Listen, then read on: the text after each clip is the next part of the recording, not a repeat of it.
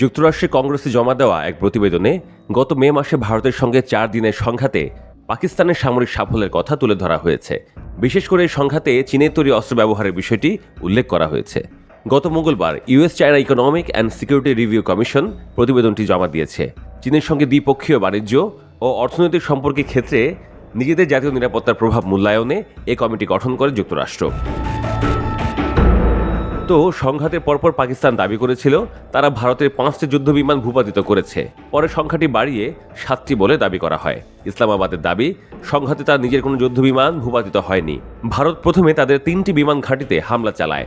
জবাবে তারা ভারতের 26টি লক্ষ্যবস্তুতে হামলা চালায়। এই সংঘাত নিয়ে যুক্তরাষ্ট্রের প্রেসিডেন্ট ডোনাল্ড ট্রাম্প অব্যাহতভাবে মন্তব্য করে চলেছেন। সম্প্রতি তিনি দাবি করে বলেন, ভারত পাকিস্তান সংঘাতে প্রকৃতপক্ষে 8টি যুদ্ধবিমান ভূপাতিত হয়।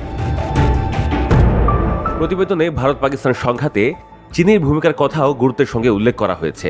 এতে বলা হয়েছে, এই সংঘাত আন্তর্জাতিকভাবে মনোযোগ কেড়েছে, কারণ ভারতের সঙ্গে সংঘাতে পাকিস্তান সেনাবাহিনী চীনের সামরিক সরঞ্জামের উপর নির্ভরশীল ছিল।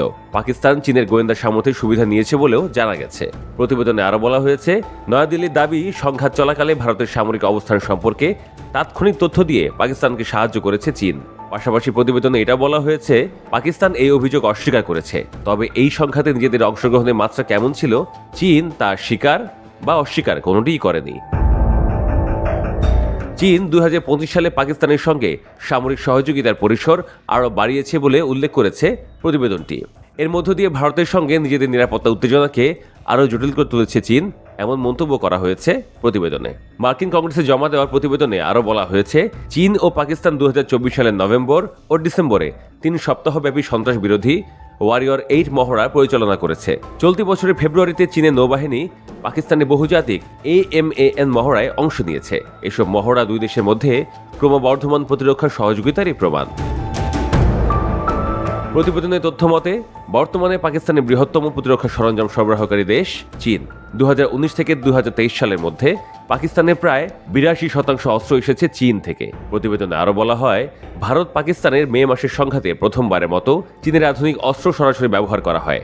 এই সংঘাতে চীনের তৈরি আকাশ প্রতিরক্ষা ব্যবস্থা HQ-9, আকাশ থেকে আকাশে নিক্ষেপযোগ্য ক্ষেপণাস্ত্র PL-15 এবং যুদ্ধবিমান J-10 ব্যবহার করে পাকিস্তান।